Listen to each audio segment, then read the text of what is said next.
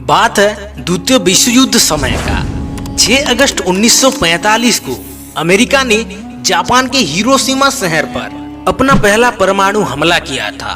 Japan इस सदमे से उभर पाता उससे पहले ठीक 3 दिन बाद 9 अगस्त 1945 को जापान की और एक शहर नागासाकी पे अमेरिका दूसरा परमाणु हमला कर देता है।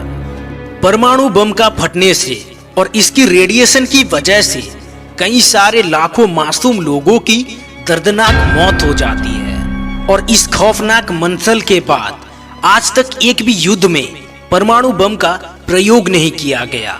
ये इतनी खतरनाक होती है कि सोच के देखो, अगर वर्तमान समय में परमाणु युद्ध होता है तो पूरी दुनिया की नाम और निशान मिट सकता है, क्योंकि परमाणु बम फटने के बाद टेम्परेचर 5000 डिग्री सेल्सियस से भी ऊपर चला जाता है, जो कि स्टील को भी पिघला सकता है।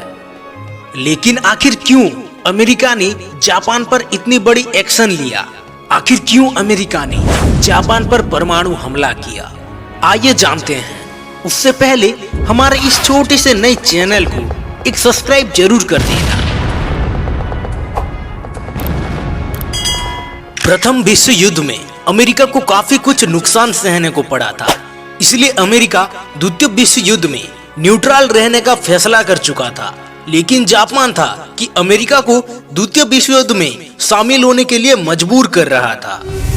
हिटलर के सपोर्ट से जापान चाइना के कई अंचलों को अपना कब्जे में ले चुका था। लेकिन उस समय जो अमेरिका आज चाइना का सबसे बड़ा दुश्मन माना जाता है, वो चाइना के साथ खड़ा था।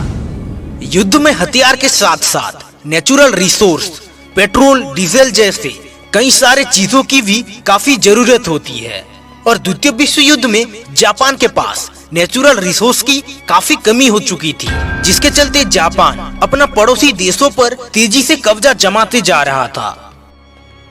जापान को ऐसा करते हुए देख अमेरिका 1941 जुलाई में जापान को अपना ऑयल एक्सपोर्ट करना बंद कर देता है। और सबसे बड़ी बात तो ये थी कि जापान की 80% ऑयल की डिमांड अमेरिका ही पूरा करता था।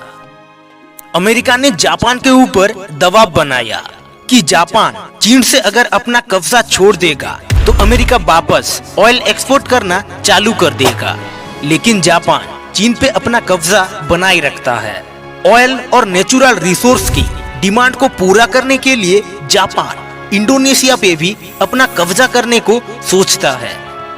लेकिन जापान के लिए बुरी बात यह थी कि इंडोनेशिया पे कब्जा करने के लिए पहले फिलीपींस को भी कब्जे में लेने को पड़ेगा, जिसमें अमेरिकी सेना की एक कॉलोनी थी। नेचुरल रिसोर्स की कमी के कारण जापान हमला करने के लिए मजबूर हो चुका था। 7 दिसंबर 1941 को जापान की एयरफोर्स ने फिलीपींस के पर्ल हार्बर पे मौजूद अमेरिकी सेना के ऊपर हमला कर देते हैं। इसको बहुत सीक्रेट तरीके से अंजाम दिया जाता है। अमेरिकी सेना को कुछ मालूम पड़ता उससे पहले 350 जापानी एयरक्राफ्ट आके अमेरिकी सेना की धज्जियां उड़ा दिए, जिसमें 8 बैटलशिप, 20 वेसल्स और 300 से भी ज्यादा प्लेन्स को जापान ने तबाह कर दिया।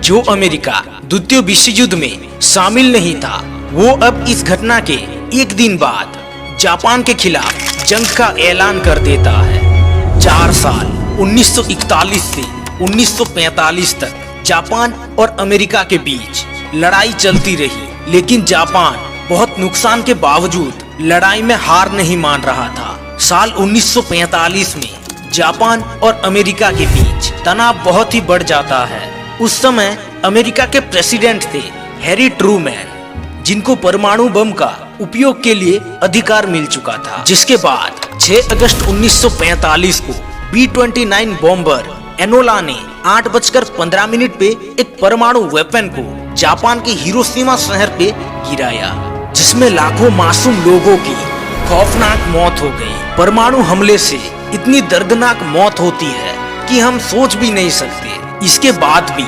जापान ने सरेंडर नहीं किया और ठीक 3 दिन बाद 9 अगस्त 1945 को जापान के और एक शहर नागासाकी पे दूसरा परमाणु हमला किया जाता है, जिसके बाद जापान को भी सरेंडर करने को पड़ा।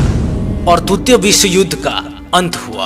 अमेरिका की माने तो जापान को सरेंडर करवाने के लिए उन्होंने परमाणु हमला किया था और इसका असर रोंगटे खड़े कर देने वाला था, जो हम सोच भी नहीं सकते।